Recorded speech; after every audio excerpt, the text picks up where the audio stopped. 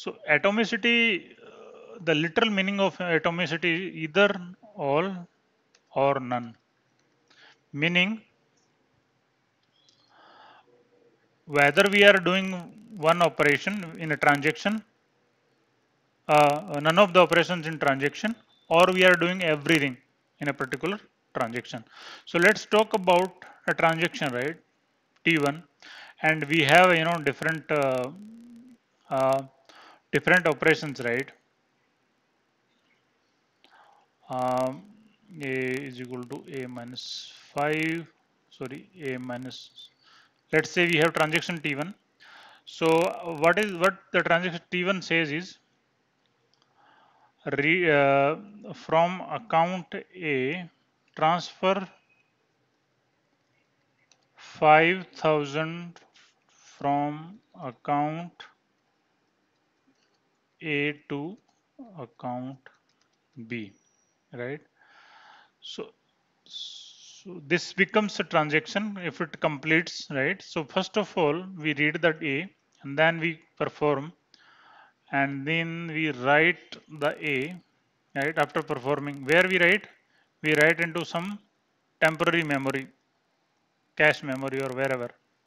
We are not going to commit it first, right? And then what we can do is we read the B, account B, I said. And then what we can do is B is equal to B plus, I said 5,000, right? So 5,000, B plus 5,000. And then write B, that also in the temporary memory or cache memory, whatever, and then commit. So this is the complete transaction T1. So that is called operation 1, and this is operation called operation 2, and the right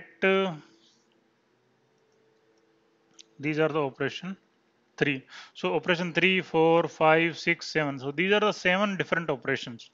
So the atomicity says that either you should complete all the operations, 7 operations, or you should not do anything. Meaning, let's say we have did this transaction. This is our motto of the transaction, right? We have started reading the data, and then the transaction we have failed while writing into the, or this operations, let's say it fails because of many reasons. Maybe the system crashes, sometimes power goes, right? Power goes, right? Or any other technical problem, technical or any non-technical, maybe technical or non-technical issue. If at this place it fails, so what we do is we roll back everything, right? So we do, because the transaction failed at this stage, we are going into none or none, right? We are not going to commit it. We will not say we will commit it. No, because this write operation has failed, right? We cannot do that, right? In the temporary even, right? So either we do everything. If everything is successful, then fine, we will go with everything. So that is called atomicity, right? Every operation succeeds within a transaction or none of it. If it fails here also, we roll back. If it here at the first place, if it is fails, then we roll back everything, so that when the failed transaction would not resume, it will start from the beginning when we do next time. So let's say if we are doing any transaction, or if you are tethering some money from the ATM machine, right? So you given some inputs, you have give them, let's say you have swipe your card, and then you try to enter your information, and then you try to your amount, and then it try to deduct the amount, right? And then give it to you. And so if in between it fails, let's say your OTP is, you're giving the wrong OTP, right? So it will roll back everything. So when you start the next time, so it will ask from the beginning, right? The information, your information, then username, password, etc., etc. So the atomicity says either you do every operation within a transaction or you don't do anything. So if anything fails, we roll back the entire all the operations and we will start freshly when it happens next time. So this is called atomicity. Next is called a consistency. Consistency. So let's say I will talk about this transaction A1 only. So the consistency say the total money before the starting of the transaction must be equal to the money, total money, I should say, total money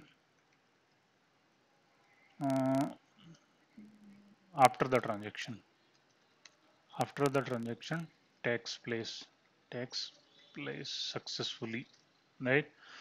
So let's say A and B, the initial situation is your initial position is like it has 2000 rupees and it has 3000 and transaction is need to transfer 1000 rupees from A to B. So what should be the final situation? Uh, Before transaction is this one. After transaction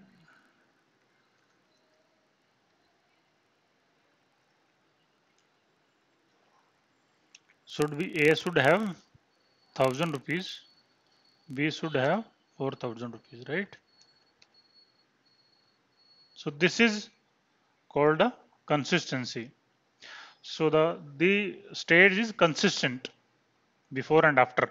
So what I was trying to say is if you apply all these operations and if it fails over here, let's say uh, I have taken out 1000 rupees from A, but I did not, apply the, I did not transfer into the B, or the commit to the B is failed, or I did not write it.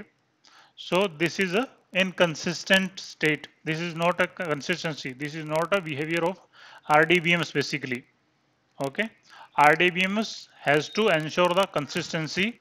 Whenever any transaction happens, the state before the transaction happens must be equal to the stage after the transaction. So if anything fails in between, so we will roll back everything, right? That makes the atomicity, right? So these are the related concept basically. So let's talk about isolation. Isolation. So isolation is a concept, right? So when we have a transaction T1 and T2, when we talk about parallel transactions, because we have a lot of things to do and we have a limited resource, right? So limited resource or we have limited time basically. So we have to have parallel transactions, right? So T1 and T2 can begin in parallel, but there must be a degree of isolation. So there are different level of isolations in conceptually basically, but in RDBMS, right? So every operation like T1 will 100 operation, T2 will have also 100 operations. They can also maybe dependent on each other basically. Maybe T1 is also reading the data from A and try to write the data into A again, right? Try to write the data into B, right? Let's say T1 is the operation wherein let's say define the T1 first. Transfer 1000 rupee from A to B, and this is transfer 2000 rupee from B to C, let's say. So this can be, in parallel. But the thing is, we are writing here B and also reading here B. So we need to, the transaction which is happening, it must be taking care that after successful commit of the 1000 rupees, the transaction T2 start reading from B. There could be multiple ways of doing it, right? So the thing is, there could be a level of serialization in the transactions must be there. So though they are parallel transactions, so but if we try to implement the transaction serially, such a way that my atomicity, my consistency remains same, right? It should be adhering to the atomicity and consistency so that my it should not be like I have uh, I have read the transaction B, but in between, my 1000 rupees came, and this says that 2000 rupees is deducted, 1000 rupees come, right? So it should not have inconsistent state basically. So within parallel processing, if we try to ensure that, some kind of level of isolation must be there so that it can adhere to the consistency and atomicity of the transaction. So this is called isolation, right? So degree of isolations basically. And then there is a durability. So durability is like, let's say we have done transaction, right? T1. I would be talking about transaction T1 is like this one. Transfer 1000 rupees from A to B, and we have these many operations, right? So once I do the operation, right? Let's say I have done the operations and I have committed everything. Once I do the operations, so it should be durable in the sense of it should be available for rest of the life. I mean, for uh, for any other operations to see through. You know, for I think 5, and then let's say operation 6, and then the operation 7. So okay,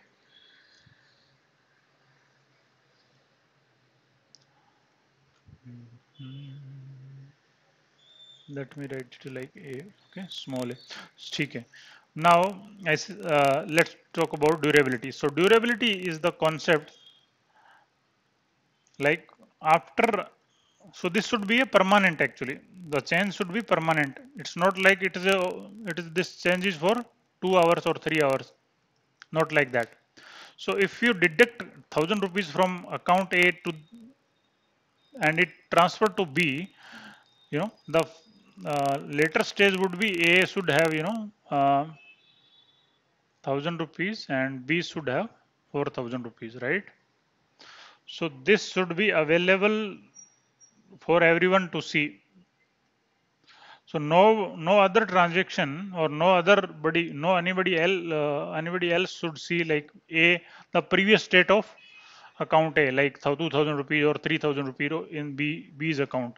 So this after the operation, after the transaction, the state, right, the state of those account must be available everybody to see, right? So this is called durability of the transaction.